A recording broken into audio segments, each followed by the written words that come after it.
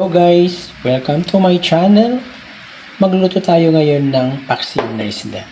So, hindi ko alam guys kung anong klaseng isda to.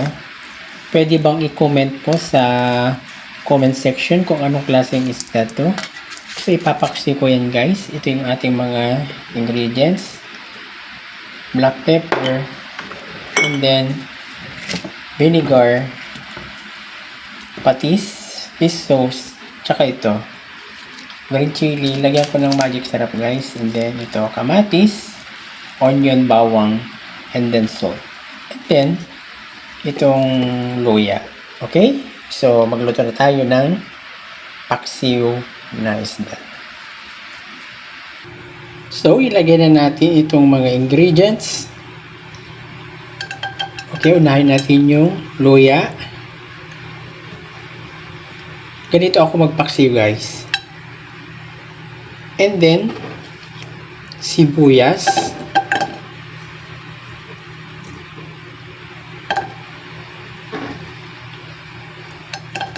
bawang,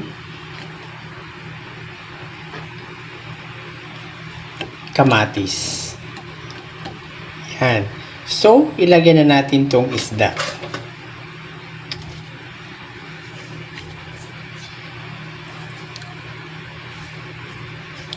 Ganito ako guys magpaksiw para isahan na. Yan. And then, ilagay ko na rin itong sili. Okay? So, lalagyan ko ng water. Lalagyan ko ng tubig. Mga isang baso lang guys. Yan.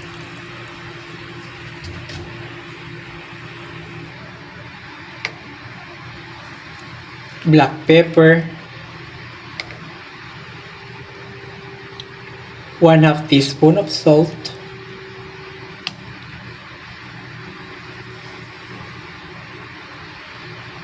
one tablespoon of vinegar. Pwede magdagdag guys, mamaya titingnan natin, pwede ako magdagdag. And then lalagyan ko ng seasoning granules, so magic sarap.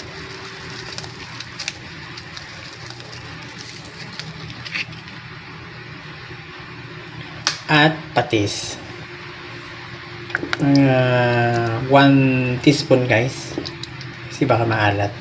Okay, so yan guys, bubuksan na natin yung apoy.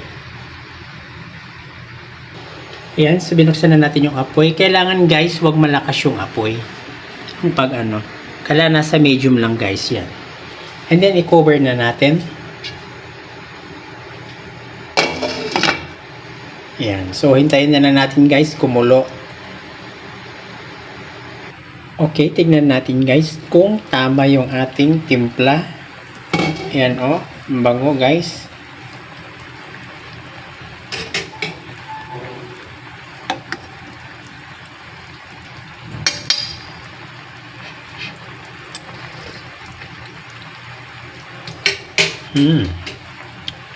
So, konti lang guys, magdagdag ako ng konting suka. Yan, magdagdag ako ng 1 teaspoon. Ayaw ko naman masyadong guys, maasim. And then, konting patis lang.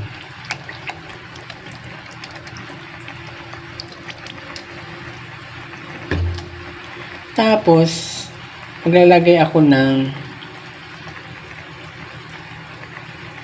pinch of sugar para mag-balance guys kung maalat.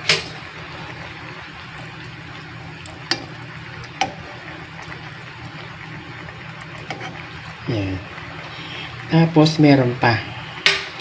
Alam nyo guys, pag nagpapaksiw ako ng isda, nilalagyan ko ng oil, mantika.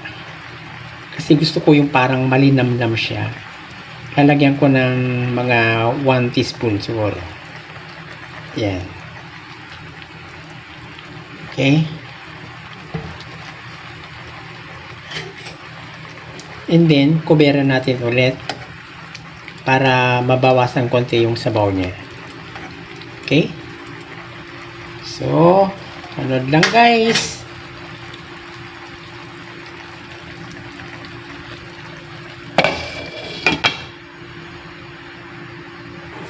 Okay, so mag-final taste na tayo guys. Maglalagay pala ako ng laurel guys, yan. Yan. Para pandagdag ng bango. Okay, so titikman na natin.